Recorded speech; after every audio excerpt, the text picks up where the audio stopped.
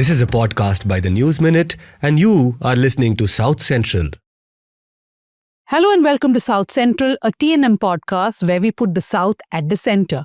I'm Dhanya Rajendran, your host. South Central is a show that drops every Friday. Do follow us at Spotify, Apple Podcast, YouTube, and other forums. The podcast is very simple. We first discussed headlines from across southern states. Then we look at two topics in detail. We always have guests joining us to discuss about these topics. But most importantly, we have two co-hosts, the vital parts of this show. Pooja Prasanna. Hello. First time she's called us vital part, so I think we'll celebrate this. Yeah. And the other vital part, Leena Raghunath, who joins us from Kerala. Hi, Dhanya. Yeah, first time that this vital part introduction is coming to us. Thank you. I'm just feeling benevolent and happy and positive. It'll last all of 30 seconds. Yeah. Okay, so I just want to say one thing about the guest today. Normally what we do is that we pick two topics, mainly some things which are part of the news cycle, and then we invite guests who are either journalists, experts, lawyers, etc. to talk about it. But a subscriber, his name is Badri, had written to us a few weeks ago. I think I read out that letter in one of the South Centrals, where he was saying that we don't need an excuse to call an expert. For example, he pointed out that we had invited Professor Billy Male in one of the episodes to speak about Kannada language, and that was immediately after the Kamal Haasan Thug Life controversy. So Badri said, why do you need to wait for a controversy to invite somebody like Billy Male? Which is the reason why today we will have Sucheta Dalal with us. She's a business journalist and an author, very familiar to people across India who have been following her work for decades now. So she will talk to us on many things, including Vijay Mallya and his podcast about political patronage to businesses, about regulatory authorities like SEBI. So do join that conversation. Okay, so before we go to the headlines, I have two more things to tell you. The first, I did mention that please follow us on different platforms like Apple, Spotify, YouTube. We are there on every podcasting platform. We had circulated a form for listeners of South Central to fill. Please do fill if you haven't. It's there in the description. Many of you said in that you have actually not shared the podcast with friends or family, though you have liked it. Do share the podcast because that's the only way that word gets around. We can't sit and pay to influence algorithms. You are our way to influence the algorithms. So please go ahead and share it. And the second thing that I want to ask of you is do consider becoming a monthly subscriber. It is just 500 rupees. I know that I keep saying this every week, but this week it's a special request from me because we have not been doing too well with subscriptions in the last few days. I mean, I can understand that there must be fatigue, people are busy, or people are just not inspired enough, but we need to keep it going, to keep our work going. So please do become a subscriber. The QR code is there here, or you can go to the link or to the description and get all the links. Okay, now to the headlines with Pooja. Impeachment of sitting Karnataka High Court judge sought over Dharmasthala order. Karnataka Rashtra Samiti chief Ravi Krishna Reddy has written to President Murmu on June 25th seeking the removal of Justice R. Devdas. Now this comes just after a man from Dharmasthala has alleged that he was forced to bury victims of rape and murder for over 20 years. This is a very, very disturbing story. We are following this very closely. In fact, my Let Me Explain this week is about this. But my colleague Shivani is on the ground and she's going to put together a body of work over the next few days. So I think there has been a lot of conversation regarding the injunction orders which have come around this Dharmasthala. Now, for those who are unaware of what Dharmasthala is, those are from outside Karnataka, it's a very influential temple. It's a very influential religious institution in Dakshina Kannada, which is run by Dr. Virendra Hegde, who's a Rajya Sabha MP, and his family. For many years, there have been lots of allegations against Dharmasthala and of murders, etc. But it was all in the realm of speculation. But now a man has come forward saying that he was part of burying some of these dead bodies. The investigation is on now. We don't know whether he was lying or not. But every time something like this has come up, the Dharmasthala has always managed to secure injunctions from courts. We ourselves are part of 2 gag orders that they have got. And they also got a John Doe order recently Pooja has explained what a John Doe order is. So do watch that episode of Let Me Explain. But also, if I could just plug in a spirituality series here, we've done a few stories already, one of which was in Auroville that had gone, and we've reported on several other such centers. Isha Foundation. Isha Foundation was another one. So my urge to you is we're taking a very deep look at certain industries. This year, we're going to look at spirituality industries and, of course, police brutality. This is going to be part of that series. We're not going to just go report, this happened, that happened, sound bites, pack up, go back home. It will be a deep delve, but we need your support to do that. So the QR code for the spirituality industry is on your screen. Make sure that you contribute whatever you think is right. Okay, moving on to Tamil Nadu now. Train tragedy sparks clash between railways and the state government. There was a train and van collision in Kadalur district a couple of days ago, and that claimed the lives of 3 children. Now, this has started a full-blown war between the Southern Railways and the state government. The question is about who is responsible for the safety, the lapse of the safety. Southern Railway, on their part, has acknowledged criminal negligence on part of its gatekeeper. The gatekeeper allowed the school van to cross when there was a train coming. And they've also said that he allegedly violated protocol. But they've also pointed fingers at the Kadalur district administration, saying that they failed to clear a railway-funded underpass proposal that has been pending for over 1 year. I think it is a very stupid and dangerous press release from the Southern Railway, because the criminal negligence is on the part of your staff.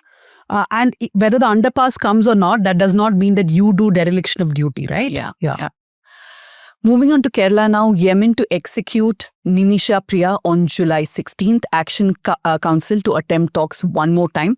As you might already know, because we've already done a very detailed South Central episode on this. Do go back and watch that episode if you haven't. But the Malayali nurse was convicted of murdering a Yemeni citizen. Tanya has been involved. She's been covering this story very closely. Yeah, so basically what has happened is there is something called a Save Nimisha Priya Council. We did have Mr. Babu John as a guest on One South Central. They have been talking to this family in Yemen, whose family member was murdered by Nimisha Priya. Nimisha Priya, of course, has her own version of why she was forced to do it, and that it was by mistake, also because she was trying to escape from his clutches. Now, the concept of blood money, an eye for an eye, the family has not, it's a tribal family in Yemen. It's very difficult to communicate with them. And the family has not yet said what is the amount that they want. The Save Nimisha Priya Action Council has offered $1 million, which is around 8 crores. But they are fearing that, recently there was another man who was released from Saudi Arabia. He was also the death row. His name was Abdul Rahim. And he was in prison for 18 years for murdering a teenager. And through crowdfunding, Kerala collected 34 crore rupees and paid his blood money.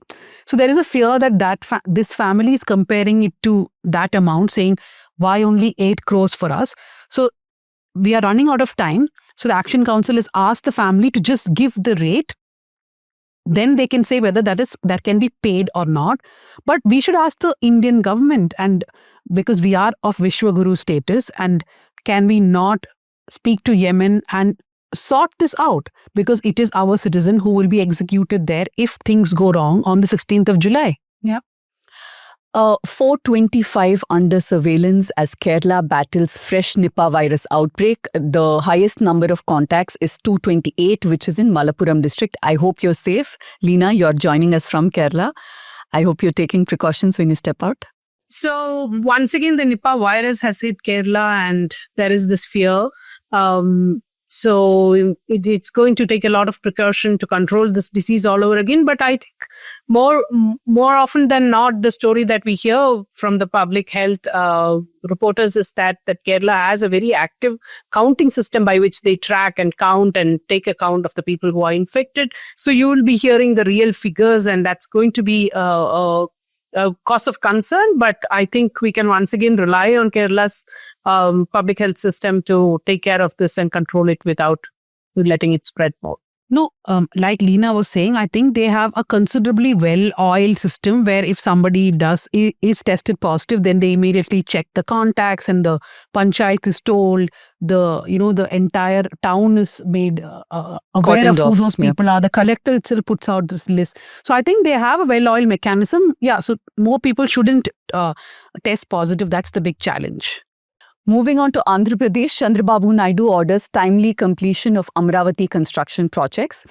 He's urged all institutions allotted land in Amravati to start construction immediately and finish within the deadlines. Over 70 institutions have reviewed their progress with government, and government has promised support to avoid any delay. I hope finally there is some capital in Andhra. No, I think it's crucial. Time is crucial, right? You have to complete Amaravati before the next change of government. Yeah. Because you never know what will happen. Yeah.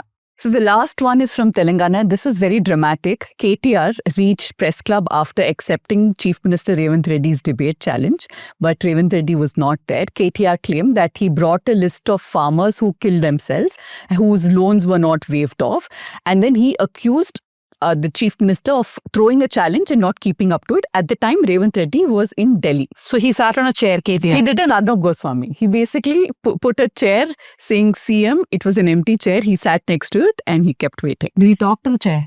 I don't know. Okay. So we are done with the headlines. Leena will not be there in the first discussion. She'll come back for the second. We will go to the first guest of the day. As I said earlier, our guest on the podcast today is Sucheta Dalal. She is a well-known business journalist and author, a Padma Shri awardee. She was the financial editor of the Times of India till 1998. Then she went to the Indian Express as a consulting editor, where she worked for a few years. She's known for her reporting, her fearless reporting, including exposing the 1992 stock market scam by Harshad Mehta and many more such reports. She is now the managing editor of Money Life. Thank you very much for joining us here on South Central. Thanks, Sandhya. Great pleasure. So in this podcast, the first, like I explained in the beginning, we are not going to restrict ourselves to just one topic, but we are going to talk about a lot of things, including Vijay Mallya. Now, I think we'll first look at the Vijay Mallya podcast. So on June 5th, Vijay Mallya appeared on a podcast with Raj Shamani. In this podcast, which went on for almost 4 hours and 20 minutes, Mallya portrayed himself as someone who's being targeted by banks, consecutive governments, and the very system. So let's look at a few things. Was Vijay Mallya a defaulter? Yes. Was Vijay Mallya the biggest defaulter? Definitely no. So why was Mallya made an example of? I think the answer lies in something that he said during the show, that they like to make a show of it. Mallya made a show out of everything in his life. The government and the agencies made a show out of him because he was a perfect example to say that you will be chased down if you do not do certain things, right? Now, Mallya, I think, was right about a few things, which is that the government has to stop somewhere at some point of time. Since the recovery has been made of this many crores, the government has to stop. He's also right about the fact that banks were not transparent about everything that happened, even about the accounts. But Mallya made several wrong claims during the podcast, and he tried to muddy the narrative. I mean, just a few examples if I can take. He said, in fact, more than once very proudly, that I was the guarantor for these loans. Who else would stand as guarantor? But if you look at documents, both in London and in India, Mallya and his lawyers have always said that he became the guarantor under duress. In fact, in London, I'm reading out, in one of the court documents, it says, Dr. Mallya does not accept that he's bound by the personal guarantee. The personal guarantee was on the basis of alleged non-compliance with Indian banking rules and coercion. He also glossed over his lifestyle choices at the time of crisis, saying, should I be a hypocrite? We will discuss that in detail. And at one point, he says, did I steal? I mean, perhaps not, but then he's never questioned about the fact that he transferred $40 million as gifts to his 3 children, which the Supreme Court of India had to stop. That's almost 343 crores.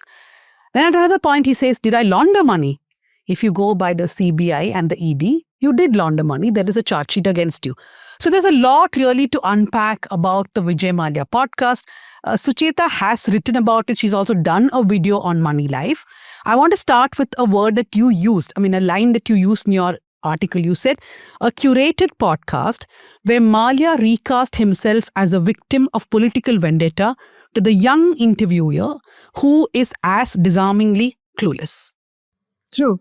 So, it's wonderful to give an interview to someone who doesn't understand how loans are given, when you get a personal guarantee, what happens with personal guarantees. So, to be absolutely fair to Mr. Mallya, and like I was telling you earlier, I have been chasing his sort of defaults or whatever since the 80s. In fact, I've been covering him since he was with Manu Chhabria as a kind of takeover king. They were trying to get Shaw Wallace. So those were the high point. They took over a lot of multinationals operating in India who were going out.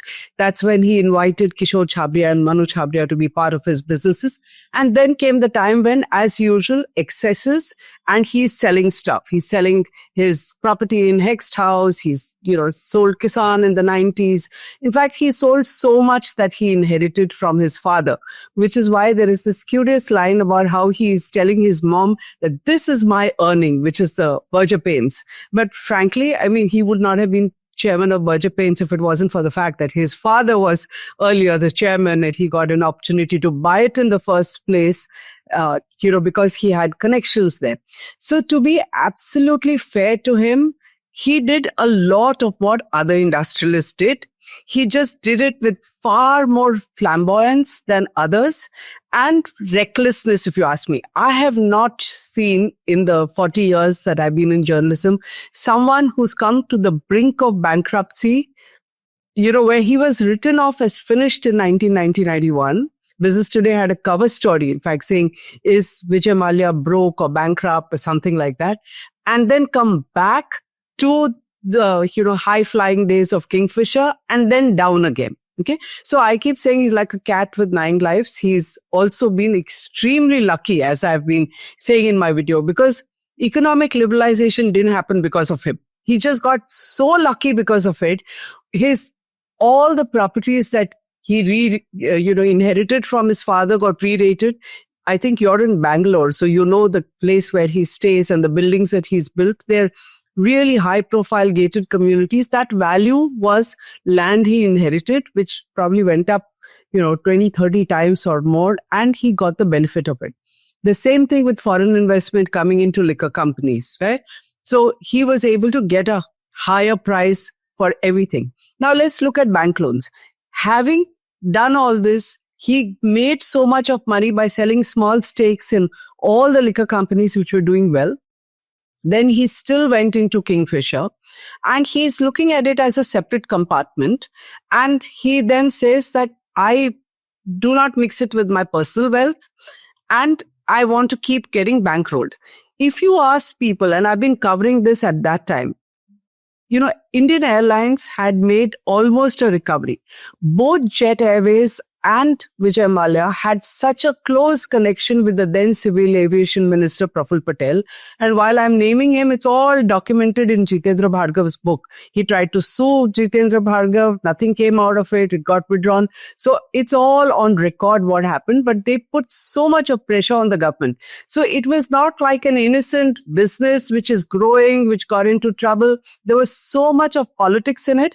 And in the podcast, he only talks about politics to do with the liquor business. And liquor is very, very difficult, controversial. Each state has its own rules. We know what happened to the Delhi government because of liquor policies. So we know what happens in liquor. There's a lot of, unaccounted money in it. And he was there with foreign investors, which means that he had to manage all that, which is why he got into Rajya Sabha. He systematically used his political connections across the spectrum, okay?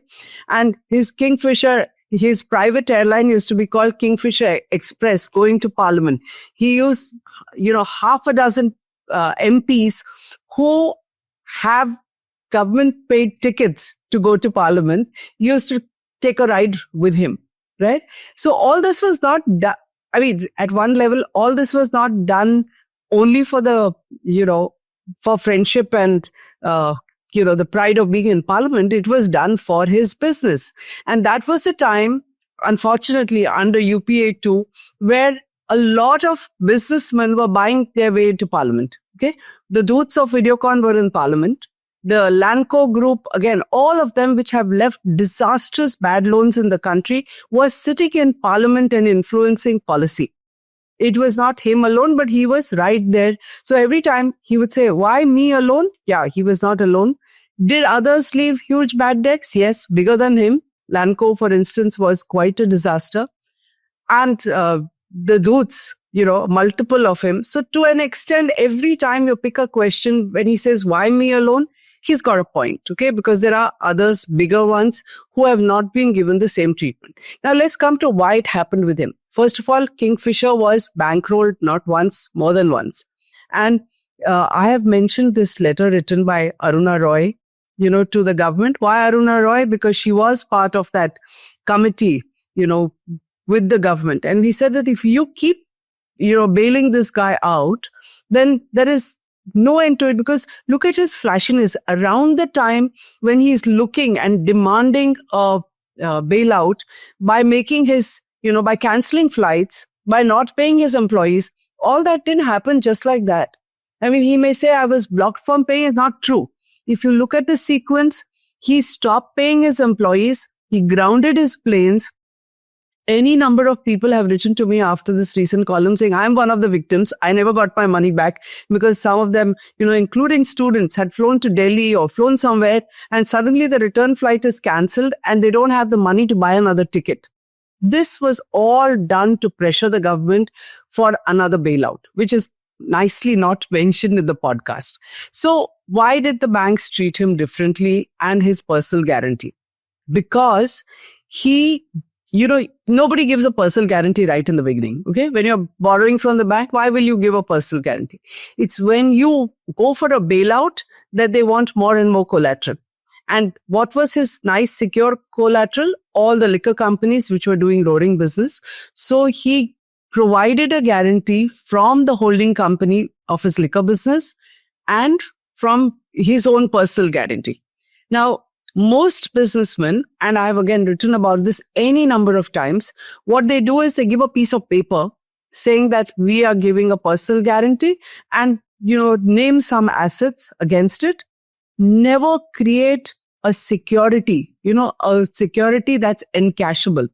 And they have a lovely arrangement with nationalized banks. The country has paid a price for the bad loans of nationalized banks. And as you know, it's over 12 lakh crore. So the banks never do the documentation for these personal guarantees, which is why some of the biggest industrialists, there is one notorious steel company, 10,000 crore guarantee between the promoter and his nephew, and zero assets. When it actually went to court and the debt recovery tribunal, they said, oh, there are no assets in our name. So the banks should be proceeded against criminally for having accepted a guarantee like this. Why is it didn't happen with Mallya? Why was it encashed? Because he was, I don't know what word to use, immature or daft enough to say, listen, if I give a personal guarantee, I need to get a guarantee fee, which is allowed. So if you want a guarantee fee, it is only in his case the documentation had to all be done because he went to court, right? So the banks created the documentation, created the securities that were required. The collateral had to be sort of properly, legally fortified. And he earned, I think, a 50 crore guarantee fee. Having done that, you can hardly turn around and say, why should I pay? Then you have to pay, right? And if you notice, again, things that are not mentioned in this podcast, he had a lovely way of pushing everything to the company and fighting it in court. So even one of his wives was portrayed, she's a socialite, and he says her being a socialite brings brand value to the Kingfisher brand, and so she's going to be paid a fee. So he had a similar attitude. I mean, he's saying in the podcast, which is one half of it, which is, I was a brand ambassador. I was living this lifestyle, which people aspired to, and that was helping the brand. Not just Kingfisher, but helping his liquor brands as well. Great. But you were then extracting value for it, right?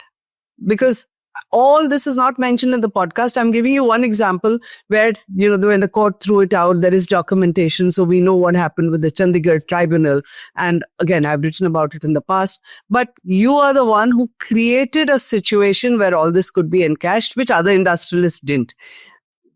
What they did may have been more shady, but you handed it on a platter. right? This is one part that is just not mentioned in the podcast. But there's more. I'm sure you have a question.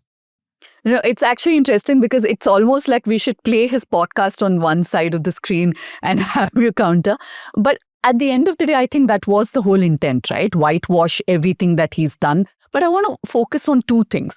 He kept saying that I was unlucky, right? When the Kingfisher, when he started and he was ambitious, I wanted to make it a global airline. But, I was met with the depression, which hit the entire world, and then the fuel prices. So my entire story is because it was just bad luck. I saw that you mentioned that he actually had a lot of good luck, which is what kept him sustained. So explain that dichotomy if you can. So far from unlucky, I think he's one of the luckiest people around. And, when I talk to people in business, I said, don't really write him off. Who knows? He may bounce back. And, this podcast seems to be a step in that direction. Because like I said, 1990 he was almost bankrupt. He completely bounced back because of economic liberalization. I don't know of anyone who got so much of value because of it. And today, he was sitting abroad. He went away in 2016. You have to look at where the turning point happened. The market wasn't going up all that much until 2020. 2020, COVID happened. Okay. Post-COVID, there is like a sensational change in the Indian capital market. In fact, 9 out of 10 investors in the market today have come into the market post-1990. So trading volumes and valuations have just shot up exponentially, right? So this man left the country in 2016. 4 years, he's down in the dumps. 2020, everything starts going up.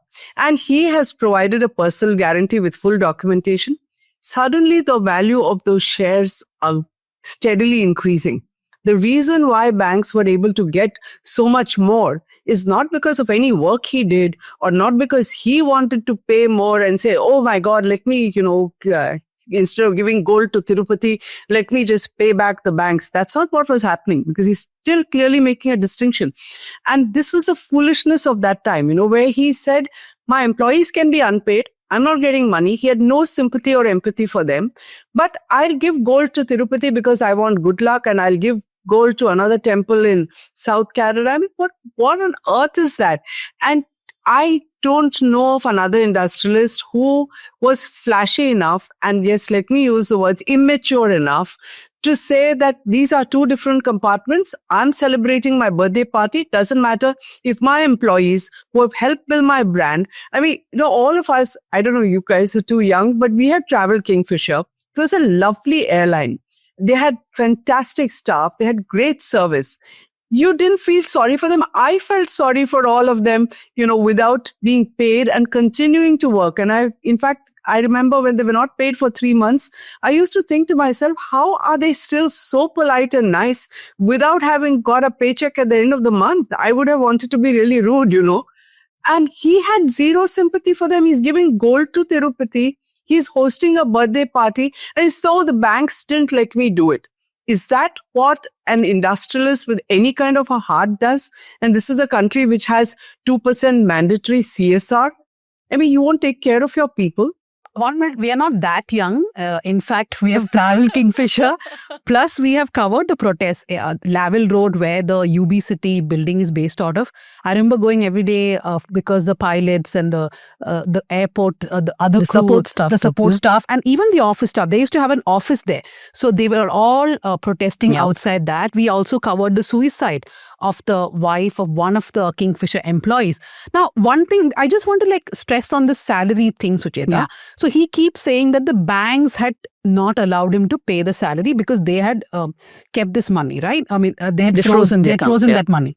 Now, if we look to the court documents, at some point, UB does ask for money, but that's also only for paying 1 month's salary, right? So, I think there's a lot of half-truth there. And for anyone who covered it at that time, it was not just about the money. Of course, the birthday party. And it was not even just the birthday party. Remember, he went to Kukke Subramanya, then Tirupati, then he bought a yacht at that time. He also bought buildings. So there was so much of flamboyance being done. So, salary part, can we just talk a little bit more about how he tries his obfuscation in this podcast? So, Danya, I feel that one should not look at it in terms of technicalities, okay? I mean, he can say 1 month, he can blame it on the banks or whatever.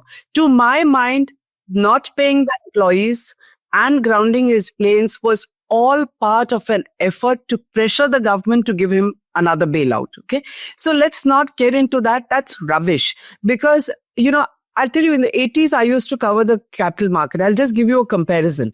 And there was somebody called Manu Manik. And every time he didn't get money from, up country, as they said, from other centers, the people in the exchange, there were 2 unions, would go on strike.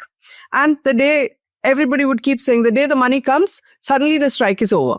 And this man, an individual broker, used to do things as dramatic as calling the union leaders and say, here's my tijori. आप खोल के जो पैसा चाहिए ले लो लेकिन market start करो. Okay. Now, if I were Vijay Mallya and these were my chosen, employees, and I'm telling you, I've heard stories about how he used to do interviews. There were 4 different meetings happening simultaneously in his house, one with bankers, one with some collaborators for doing a deal.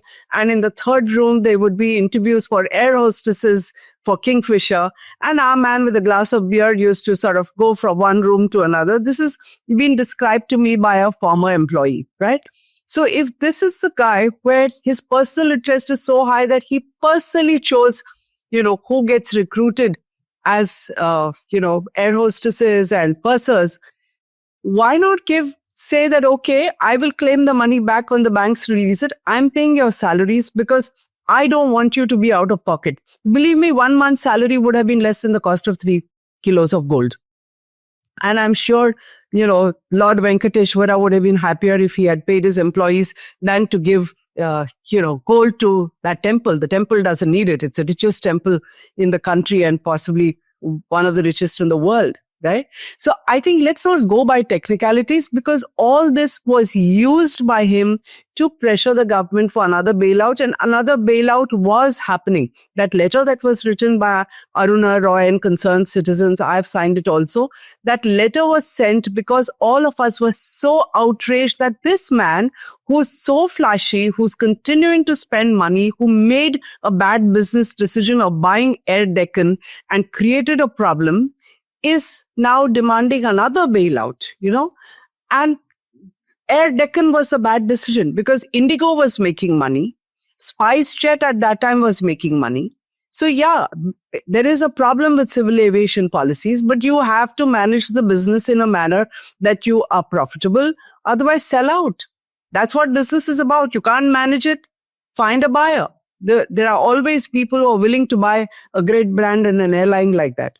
Then there is a branding of Kingfisher. Okay. He actually got money against Kingfisher as a brand. And if your airline is down in the dumps and collapses, it's 0 brand value. I don't think any nationalized bank would have given money under the brand without some kind of pressure, but IDBI did it. Now, in the whole podcast, you don't hear any mention, sympathy or empathy for the bankers who have gone to jail. Why did they go to jail? Because of it. And if there's a phone call from Delhi, no banker documents it, right?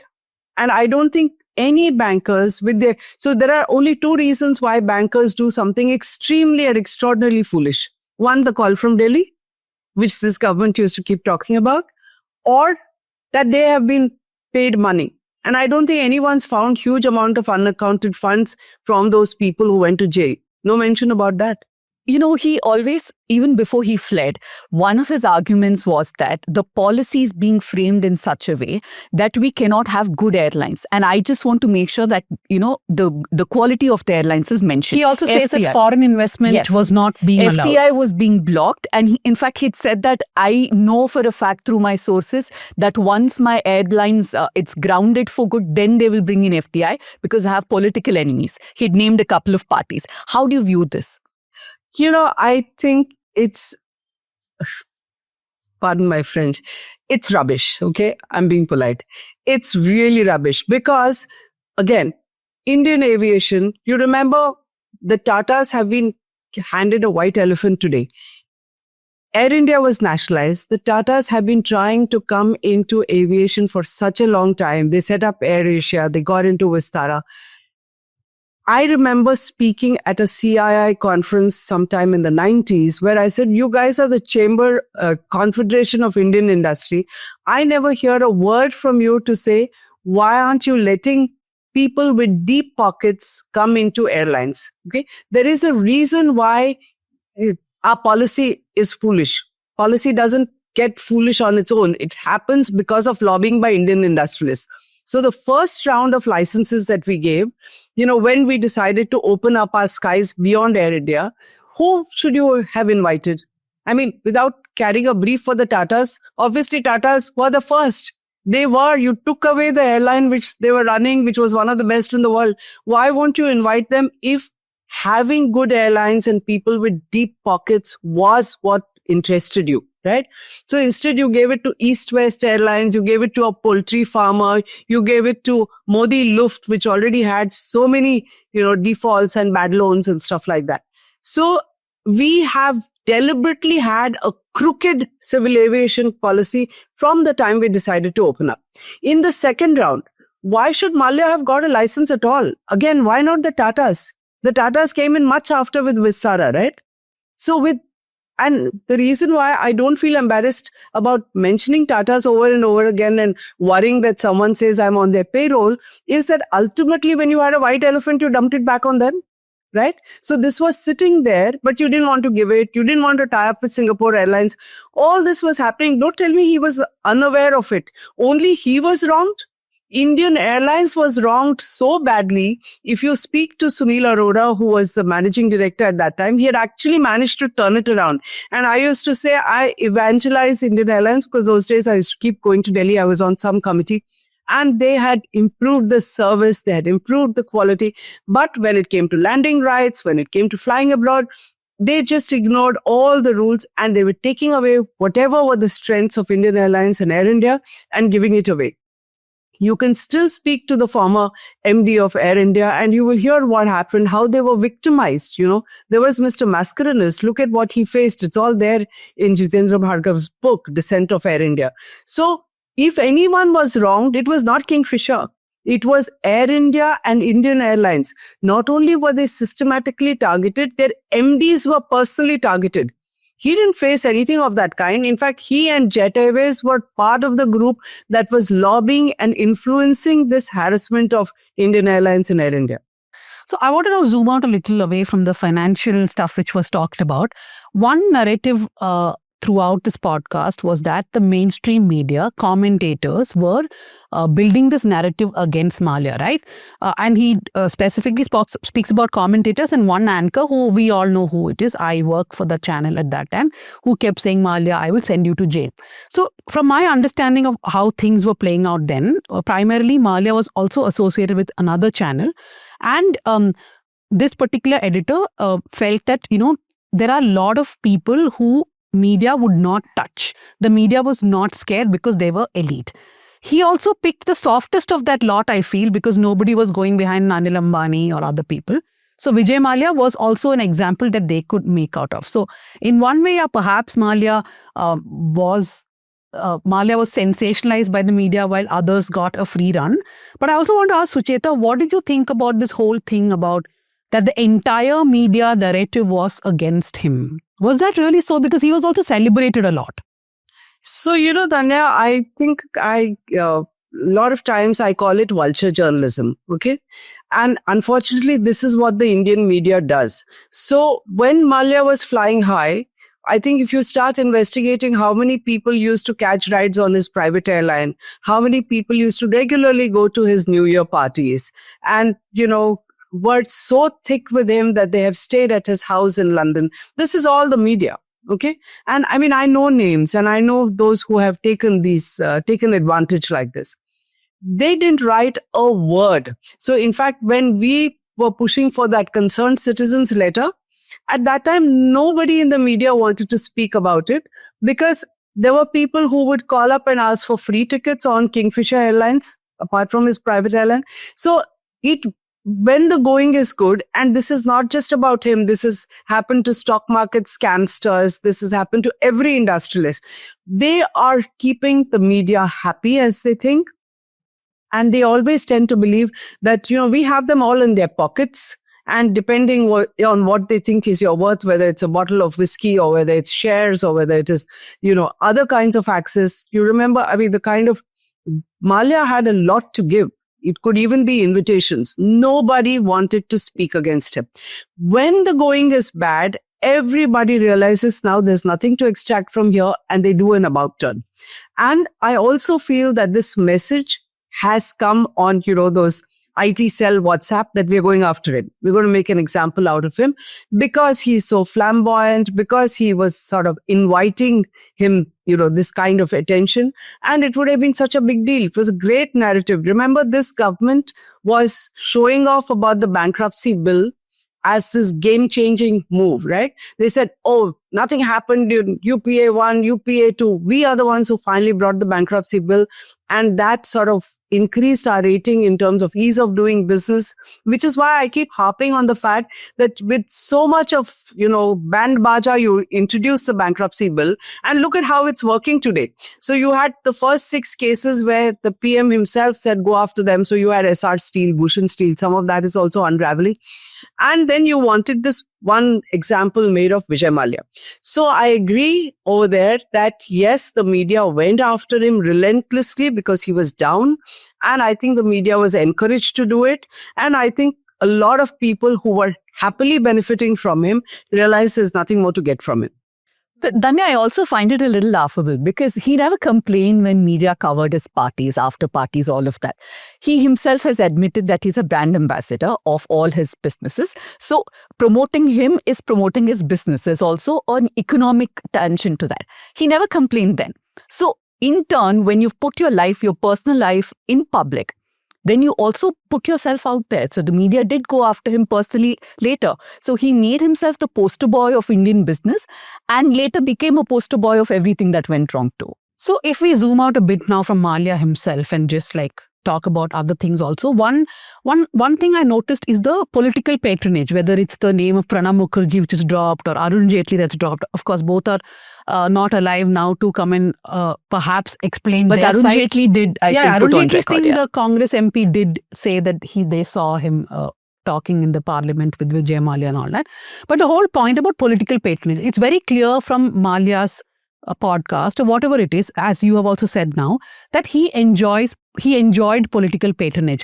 But that's the problem we continue to face in India, right? That there are private business players who have political patronage and they somehow secure access to critical infrastructure projects, whether it's airports, ports, energy, even when their bids are not competitive. Like, for example, in the Andhra Pradesh case, where Adani has now been accused of being given solar parks and paying his bribe through, the company paying their bribe through. So how big a problem is political patronage? Oh, it's a huge problem. And it's, it extends across governments. In fact, it was far worse I shouldn't say far worse because now it's just 2 business houses that seem to be getting everything and taking over the country. But otherwise, in the name of coalition dharma, everyone was doing whatever they wanted to and they were ripping off the country. And they were getting into parliament. I think I've written about this and I've spoken in public about 6 to 8 top businessmen with massive loans being members of parliament, and they came from across parties. In fact, Vijay Mallya was not alone. He had 2-3 other people, including his large distributors who were either MLAs or MPs. So he definitely believed that politics was important to his liquor business. In fact, there are names, most of them are from Bangalore and you would know it, it's all written about. They either worked with him or they were his largest distributors and they were in parliament. So political patronage was used by a lot of businesses. Even today, some of them I think one good thing that has happened is there are less of them actually sitting in parliament and dictating policy and sitting on parliamentary committees. I think that was the obscene part of UPA 2, especially, which is what gave them, I feel corruption is really sky high today, but the impression of huge amount of corruption that you'll hear and talk about in UPA2 was precisely because of this. And then no nationalized bank was in a position to say no to them. So infrastructure development happened. So you can talk about Adani. I can go back to Lanco, which also happened during UPA2. It's all, I mean, in the bankruptcy process, so if there is 40,000 crore of loans, that company gets taken over for say 2,000, 5,000. And it's all just forgotten. It's all written off. And it's happening to businessmen all the time. I think the worry today about political patronage is that you have a bankruptcy bill. You want to go after Mallya. You're not using the same equal treatment for everybody. And that makes Mallya, able to go public and say, hey, why me alone? I think that is something this government has to worry about. But Dhanya, is this something that is new? Because right from license Raj time and then even post 91, liberalization came in. But, this kind of patronage continued. So has it just changed form? And is there no way we can break the cycle? I think it has always been there, right? Post-independence. In fact, just yesterday, I did a podcast on A.D. Shroff and Forum of Free Enterprise. So the license Raj, making people sit outside IAS officers, cabins for 3 hours and 4 hours. I mean, all this nonsense has been going on. That's why India is where it is. And we have not become a Singapore or a South Korea when we had all the opportunities. But my point is that there is just no way to move out of this because the public doesn't seem to want to understand it. It's like what happens in business is not our baby. And since politicians take care of people across parties, I think the country is ill-served by our political parties because not a single political party has made this kind of business patronage ever an issue. You look at every party, so which is why when you look at electoral bonds, who's making a noise? Every party has got the money, right? So you look at any payments under the table. We've got a system where you don't have open funding for elections. So people are taking illegal gratification, which means there is patronage. It's at the state level, which is why they fight so hard for certain industries and businesses to be with the state so that they can make money at the state level. Or it's at the national level. We have to change our structure. And for us to change our structure, we need to educate our people, especially the younger generation. They seem completely uninterested in any of this. And today it looks like the narrative is only about religion, cow slaughter, or what have you. I mean, I really worry because we keep writing and instead of people understanding it, the first question people want to ask is, what's your problem with so-and-so? It's not my problem. It's a national problem. It's your problem that you're not understanding it and realizing the impact that it has. Okay. I mean, we are digressing a bit, but let me give you an example. Yesterday or day before, Dubai announced that they give you a golden visa for 23 lakhs. Did you see the excitement in India? I mean, they're going to shut it down at 5,000. That many Indians want that damn golden visa. It's a shame for the country. After so many years of liberalization, Viksit Bharat, you have so many people panting to go to Dubai with a golden visa. I mean, if the same guys who want to apply for it paid attention to what happens in business, finance, loans, write-offs, every time we wrote that there is a 10 lakh crore write-off, then it goes to 11, then it goes to 12. Every year it increases. You have the government narrative coming from people who are in official positions as advisors, some of them having parachuted from Singapore, who will say, oh, you guys are illiterate as journalists. You don't understand it. We're going to recover the money. Okay. And 10 years is a long time. This government has been there now 11 years. 11 years is enough of time. The recovery is less than 5%. Right? So you don't recover anything. In fact, one of our trustees at Moneylife Foundation who was targeted and he is no longer alive told us, and he used to repeatedly tell us, and we've quoted, that by the time the Indian banks, nationalized banks, declare someone defaulter, there is nothing left to recover because they've evergreened the loans multiple times. They have not taken a viable personal guarantee. And this is coming out in case after case. I keep writing it every week. And, there is no recovery. I want to ask something about nationalized banks because you spoke about recovery. where do things stand now? And as you said, we don't pay enough attention to it. There's a lot of talk about inequality in the country. But still, I think we don't pay much attention except in spurts to how much our nationalized banks are giving out these loans. Like, for example, in Rajya Sabha, I think 2 years ago, the CBI gave a data saying 33 big financial defaulters are living abroad. The number must be equally big in India to the big defaulters. So how are our national banks been faring, and have examples like Malia at least made them act in a better way? The regulatory systems are better in place? Not at all. I mean, like we tell you, we've written off over 16, 17 lakh crore. This government has decided that we will keep writing off and we will blame it all on UPA 1 and 2. They were bad loans from that time and we've been writing it off. And the country, whatever money was possible, has just got pumped into it because nationalized banks had to be recapitalized. To its credit, the government said, okay, we won't have 20 of them. We will shrink them. So they merged the banks. The number of banks has reduced, but the problem hasn't. Because if you don't stop political patronage and if you keep giving loans, and those loans are going to turn bad. So you cleaned up the banks. So now you're saying bank balance sheets are good. I mean, can you assure us that now there's not going to be a single bad loan? I mean, the proof of the pudding will be in whether some of these people who have had defaults are again borrowing from Indian banks or not. Okay. In the last few years, they've become more opaque. They don't give out data. You can't ask things on RTI. They just refuse to name them. Yesterday, we have carried a story of State Bank of India, which will not give names of defaulters. Okay. So when banks systematically refuse to give you information, aren't they part of the collusion to hide information? Now, if we don't know past defaulters, are they going to tell you the loans that they're giving out to existing defaulters, fresh loans in the names of new companies? That's going to come out another 4 or 5 years from now when they default. But as far as the cleanup is concerned, on one side, like you rightly said, we may have to look at more transparent political funding.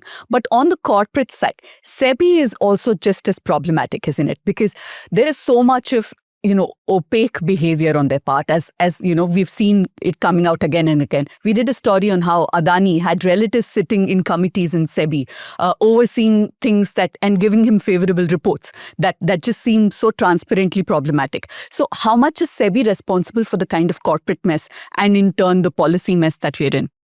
So, it's not so much SEBI. SEBI is definitely has something to do with listed companies, but at least SEBI has ensured under insider trading rules and disclosure norms that companies have to give out data. And when there is trading in advance, so let's keep out Adani as an exception, because I've written about the fact that, share prices were going up and SEBI did not act. But other than these exceptions, by and large, SEBI has looked at listed companies because the impact is immediately there on the stock exchange. I feel the bigger problem is the Ministry of Corporate Affairs. Okay. And from Arun Jaitley's time, they have the same minister. So Arun Jaitley used to be Minister of Finance and Minister of Corporate Affairs. Nirmala Sitharaman has held the two ministries. They have the Serious Frauds Investigation Office under them. And you look at the record of SFIO, the number of show cause notices, whatever they've said, nothing is complete. And that is a lovely black hole because, they are not made to disclose anything in public. If you ask me, I think even before SEBI, because a lot of times, I've been on SEBI committees, I've been on the primary market committee. When SEBI wants to do something, the ministry says, hey, excuse me, that's our domain. And their record as Ministry of Corporate Affairs is pretty pathetic. They have the Serious Frauds Office. The completion of cases and action under Serious Frauds Office is pitiable. Look at one example of Sahara. Okay. The Sahara Group now goes under Ministry of Cooperatives. The SFIO has started an investigation long ago. They found nothing. Look at the properties that they have. This is an MLM. We talk about listed companies. Look at the money that Sahara raised. The Indian cricket team was wearing their logos. Look at the stadiums, the airline. We talk about Malia. They had an airline which quietly shut down. They have Ambi Valley. Nothing has been recovered. We have a group where we are trying to help people. After all their problems and defaults, they went ahead and set up 4 cooperative societies, North, East, South, and West, and raised over 1 lakh crores under the nose of the Supreme Court after 2012 Supreme Court order, under the noses of the government and the Ministry of Corporate Affairs. I mean, this is India. Nobody talks about it. Sahara is gone. They think it's forgotten. What about the lakhs and lakhs of people who haven't got their money back? 20,000 crore is sitting with SEBI. They do not want to find a solution to it. We have made representations to them saying, you can't sit on that money. Please give it back. 5,000 crores is going to be given back to people where I think the money is like 20 times that which is owed by Sahara. Nothing's happening. So I think I'll close with just one. I don't know if it's a question, but I just want to ask your observation. You have, of course, reported on somebody like Vijay Mallya for years. You've reported on so many other business people who have defaulted or their business have collapsed, etc. Right? But for example, Byju's is a company which journalists of certain media houses have been following very closely for a few years. But I'm seeing a trend now where years of work of reporting on policy, on business, all that on one side, and suddenly a Baiju Ravindran or a Vijay Mallya or a Lalit Modi, he also has come on this particular podcast, and Baiju Ravindran came on Smita Prakash's ANI podcast, and then they just sit and everything is whitewashed without, I mean, not that everything they did is wrong, there were right things too, but there's no nuance, right? So how do you look at this whole trend of people just being allowed to do this? You know, I'm so glad you asked this question because it's something that I really worry about. And I know that you're part of DigiPub. So I think this is a discussion that you need to have, you know, which is that when it comes to journalism, we have a sort of code of ethics, okay? We are supposed to follow certain rules. You're supposed to get the other side. You're supposed to be fair. And this is what is expected out of journalists. Now, today, anyone with a, phone, a smartphone is a journalist. And they nicely call themselves influencers or YouTubers, whatever on earth that means, okay? And as there is no examination into what happens, how is it spread. In fact, I have certain examples where I know that you've done a show with somebody who's supposed to have a following of lakhs and lakhs and lakhs. And the response is pitiable. So my small little, video blog, which hardly has followers, has greater response than that, which makes me wonder whether even the numbers are true, whether anyone is looking at it. So that is stage one, okay, where we need a discussion on what this means and do any codes apply to them and what does press council and others have to say about it? Or is it a free for all for them? They extract money. And I'm quite stupefied at the kind of money that's being paid. And I get these offers, even including wanting to take advantage of the Harshad Mehta scam. So they'll say, we want to launch some shitty product and, will you speak about making a difference, and they're going to pay me lakhs and lakhs of rupees if I agree to appear on it. Now, who knows who's appearing, what kind of money is being paid to be able to do this? And it's called journalism.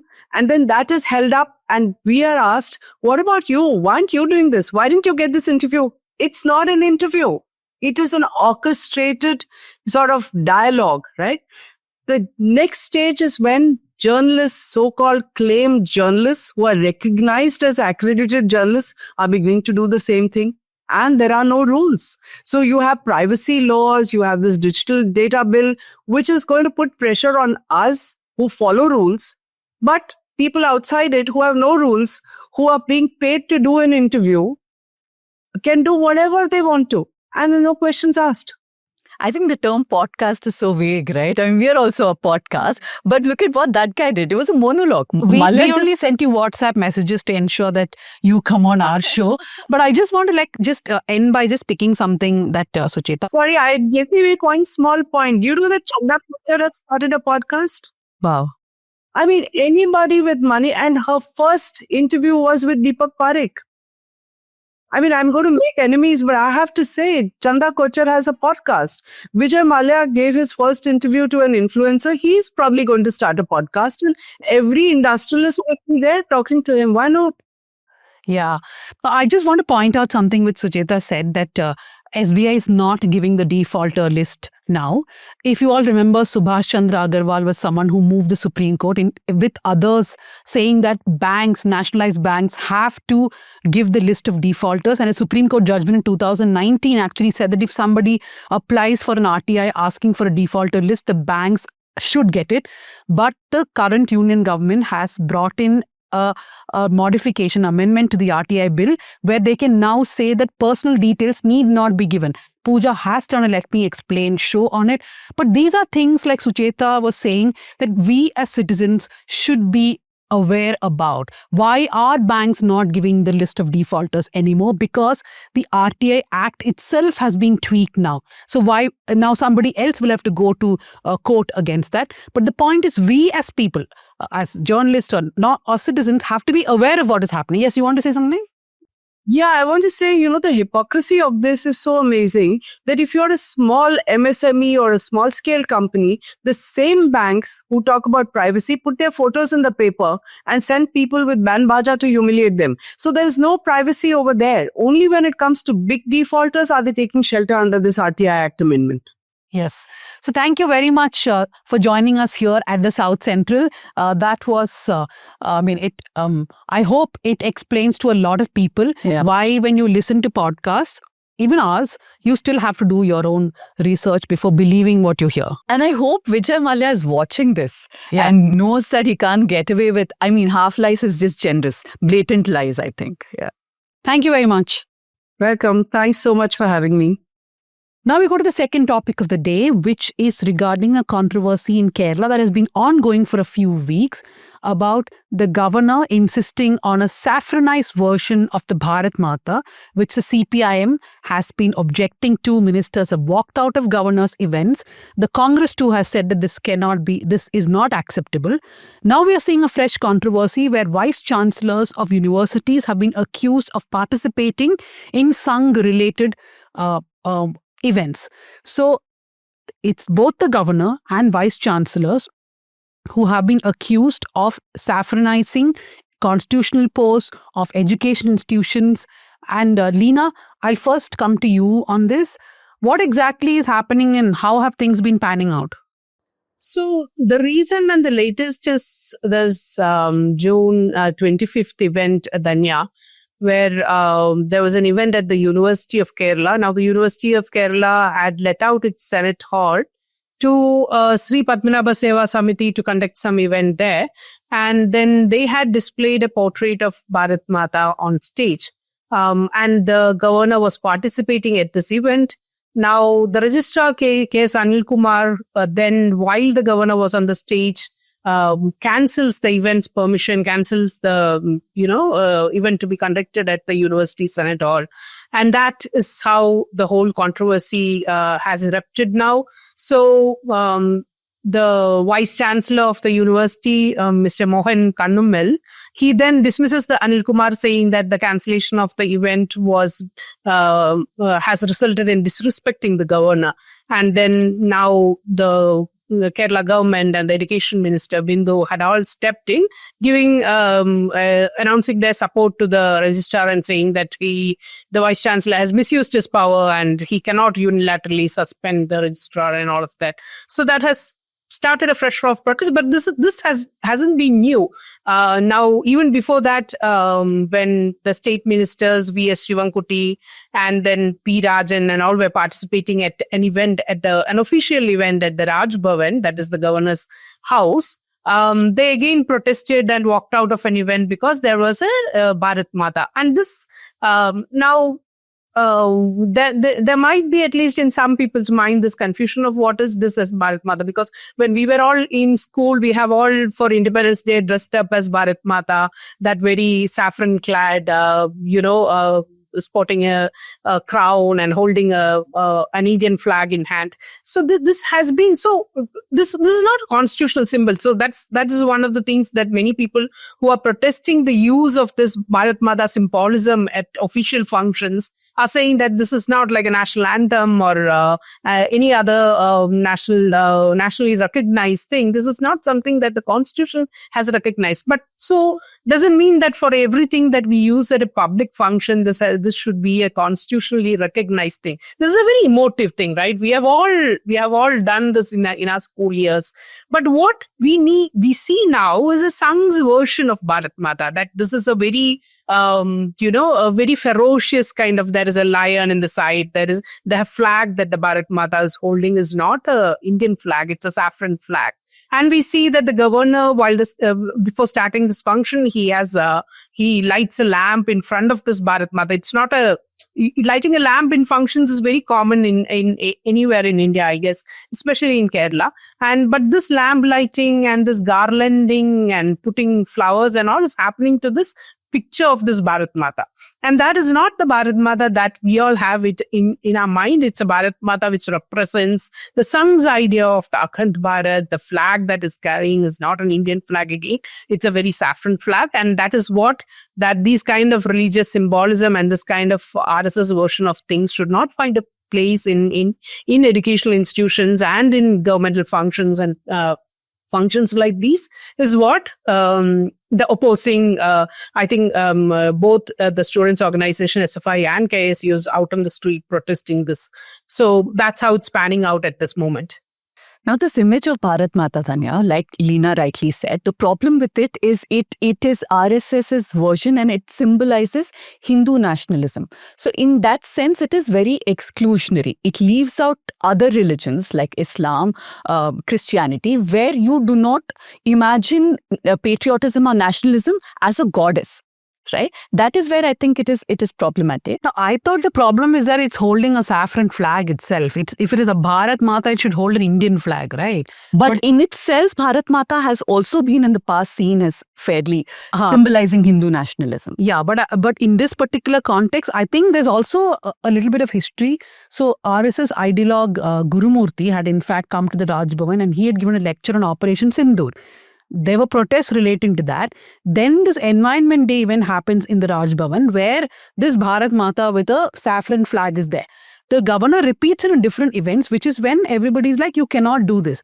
But I feel it doesn't stop there. The VCs going to the Seva Bharati event also has become a huge problem now, with the SFI and others pointing out that there is a definite attempt to saffronize not just constitutional institutions and just make this a fine, because how long can CPIM, for example, keep boycotting governors' events, right? You can boycott 2 or 3 events, but every time there's an event in the Raj Bhavan, if the governor insists on putting this Bharat Mata with a saffron flag, you can't as a government keep on boycotting and then sort of that Bharat Mata becomes normalized.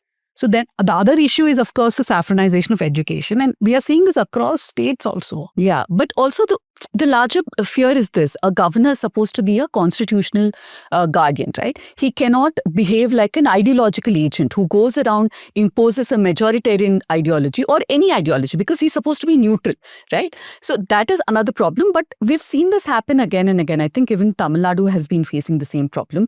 They also don't know what to do, because do you boycott him? How many times do you take it up? How many times do you write letters in public?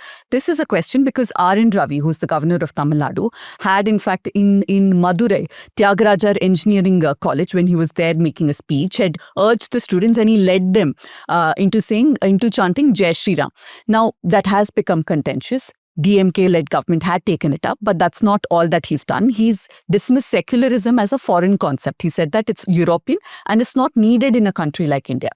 The third thing that he's done, he's also spoken again and again, by the way, about Tirukkural, and he said that the translations have made it secular and it had a Bharatiya essence, basically a Hindu essence to it. So these are the most notable ones, but there have been a lot of these subtle messages that he sent. Again, brings us back, what is the governor's role? You're supposed to be neutral. You're supposed to speak about the constitution. When you cite from scriptures of one religion again and again, what is the message that you're sending out? But Leena, the problem in Kerala is just not limited to governors, right? It's also about educational institutions and vice chancellors. Yeah. It's also, before I go into that topic, Dhanya, let me quickly read out from what Nehru says about this Bharat Mata, because during the freedom fight, there was often these slogans raised of Bharat Mata ki jai. When the police was lathi charging the protesters, the freedom fighters, they used to, keep shouting the Bharat Mata ki jai. And Nehru, in one of his writings, talks about this incident where he goes to a remote part of the country and he engages in a conversation with the people who have gathered there, asking what is Bharat Mata ki jai? Who is this Bharat Mata?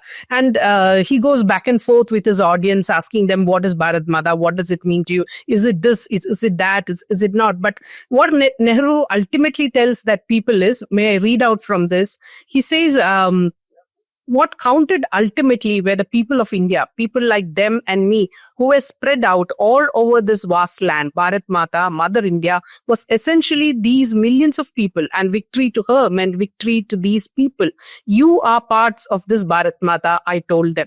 And this is exactly what is missing here, this inclusiveness that Nehru's Bharat Mata or all those freedom fighters Bharat Mata held. Is this Bharat Mata that the song puts forward? Is it the Bharat Mata of a hijab-clad woman? Is it the Bharat Mata of a communist? Is this the Bharat Mata of that belongs to a Christian missionary in India? So this kind of an inclusive message that holds together all kind of marginalized people and the varieties of the Indian population, that is missing from the sung's version of Bharat Mata. And that, I think, is a big issue here when we talk about this imagery that the sung is recalling in all other public functions and making part of our public imagination once again. I was asking about universities and vice chancellors and this whole thing of saffronizing education also. Right. That I think with all kind of educational policies and especially these kind of appointment of the vice chancellors and the people they have put in charge, we have seen the kind of saffronization of education policy too happening there. And I think one of the reasons that the student organization is out in huge numbers protesting is because they want to question this and take this forward, this conversation.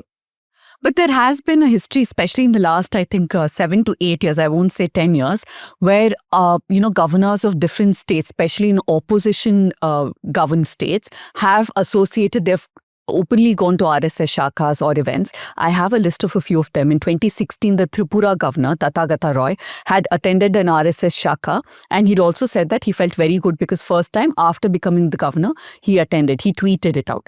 And in 22 September, the then Kerala governor, Arif Mohammad Khan, had met Mohan Bhagwat during the RSS Chintan Baitak in Thrissur. This also had attracted a lot of criticism on whether a constitutional head of a state should be going and meeting the RSS chief.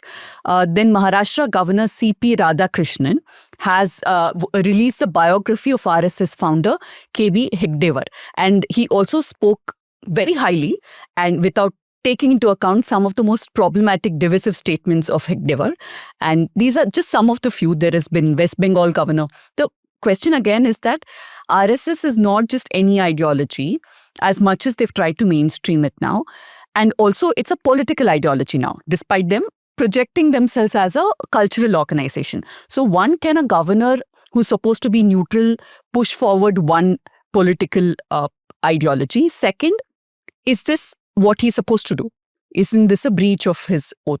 So there's a very interesting article that Chris, our colleague, did. It's called Bharat Mata, Who Gets to Define Bharat Mata and Imposing a Hindutva Symbol in a Secular State. So she's got multiple quotes. I'm just going to briefly say some of the stuff that she wrote about. There's a retired professor of history at Punjab University, Rajiv Lochan, who told her that the concept of this Bharat Mata itself is in line with the European belief that you associate homeland with something feminine, right? So like during the French Revolution, that's why somebody thought of Bharat Mata. So apparently the first reference to Bharat Mata was in a text which was first published anonymously in 1866 called the 19th Purana or Unabhimsa Purana by Buddhe Mukhopadhyay. So in that it says that Bharat Mata is identified as Adi Bharati or the widow of Arya Swami, the embodiment of all that is essentially Aryan. Then it seems Rabindranath Tagore's brother Abanindranath Tagore's visual representation came, which had Bharat Mata as a goddess wearing saffron. Now, Bharat Mata has gone through a lot of changes, but one thing that has always been retained is its goddess-like figure. What the RSS added is the lion, as Leena said, and of course the saffron flag itself. But the bigger question is not how just Bharat Mata is represented, but as we are insisting, why should it become part of constitutional events? Because it is not a recognized constitutional symbol. Exactly. And when you include it, let us say you are very adamant there should be a Bharat Mata in your constitutional event, can that be an exclusionary Bharat Mata and not an inclusionary one? Leena, you want to add something in the end? Danya, another thing that I wanted to add to this is that in the recent, what we have seen is even in premier Indian institutions like the IIM or IISc, we have seen the kind of guest list that they have, the convocation ceremony or something. We have RSS-backed people or people who are not very scientific in nature to be invited to preside over these kind of functions, these kind of researches on Gaumutra getting more money than something that should ideally get. So there is a spread of all kind of these kind of tendencies across educational institutions, across premier educational institutions, and I think it is high time, at least in Kerala, that there is some kind of resistance being built to saffronizing these kind educational bodies and their functioning. Yeah, we have seen the controversy in Karnataka when textbooks were being changed, and of course there was a lot of resistance. Pooja, just being a devil's advocate, people would say that when the Congress was in power for decades, you had your people in universities giving lectures. The left has had the same thing. The left has controlled universities in the states that they are in. So what's wrong with if the RSS and BJP does it now? So the first part I want to get into why you have to differentiate between private life and public life. Now, the governor could be an RSS pracharak. He could have been some, related to some Sangh organization. He's been made a governor on whatever merit. That is fine. That's one conversation. But after becoming the governor, can he continue going to an RSS Shaka? I think that is what, if many of our viewers are thinking, like Leena said, even in our schools, they did put a picture of Bharat Mata and we did go light a lamp, we put flowers on it, garland. So what is the problem? You can do it probably as a private citizen. You cannot do it as a governor because you are a constitutional authority, and that is where the hard line is. That is the first part. As far as Congress, left and all is concerned, our problem is what is the message? What are you propagating also, right? If you're talking about secularism, for now, India is still a secular country. You are allowed to talk about secularism. What is problematic is if you're proposing something that is majoritarian in nature, that is where I think IIMs and IITs of the world should show a little more discretion. I'm just wishful thinking. Okay, so we come to an end of this show. And do watch the Let Me Explain show about Dharmasthala. As we said in the beginning, it's about the sanitation worker who has come out and said that he has buried almost 100 bodies, both of men and women and even girls. It's an important issue that is developing in Karnataka. Do watch our Let Me Explain on it. We will go to the recommendations now. Hey, why not read my book? Yeah, Absolute Power. I feel, with all the Jane Street happening, there's so much we've talked about that, it sounds like marketing, but the question that I keep having all the time is unless something is marketed, nobody wants to read it. While all the hard work we do to put things out there, they just go into a black hole. Yeah, absolutely fine. We should market our own work. Who else will otherwise, right? So yeah, that's your recommendation. Thank you. Pooja? I want to recommend something in-house, and this has come on the day that we're shooting this, that is Wednesday morning. It's a very powerful piece by a former colleague of ours, Soumya Rajendran. It's titled Oruvanukku Oruthi, which is why this discourse around Ridhinya's suicide must be called out. If you have not been following, first read up on what happened in Tamil Nadu and listen to those very harrowing voice notes, and do read this piece. Oruvanukku Oruthi. Oruvanukku Oruthi. Leena, what is your recommendation for the week? So I've been trying to watch Bharat Ekoj and listen to Nehru's some of the speeches that he makes, and this very episode that I read out is part of the old Bharat Ekoj episode. So I would ask some to go watch those episodes of those old Doordarshan serials. And I would also like to recommend this book, Small Things Like These by Claire Keegan, that I'm reading this week. Okay, I have two recommendations. I think Pooja is going to strangle me for one of them. But the first recommendation is this podcast I'm absolutely hooked to. And I'm quite sad that I did not discover this earlier. Maybe a lot of veteran podcast listeners may look down upon me. But it's called The Rest is History. It's a deep dive where two historians, Tom Holland and Dominic Sandbrook, sit and discuss a lot of topics. I mean, we have to really search what interests you. I have been listening to all their podcasts on fascism. They've done some 579 episodes Wow. already, and I was like, is this my future? 579 episodes of Yes. South Central. I was calculating how many weeks, how many months, how many years is that?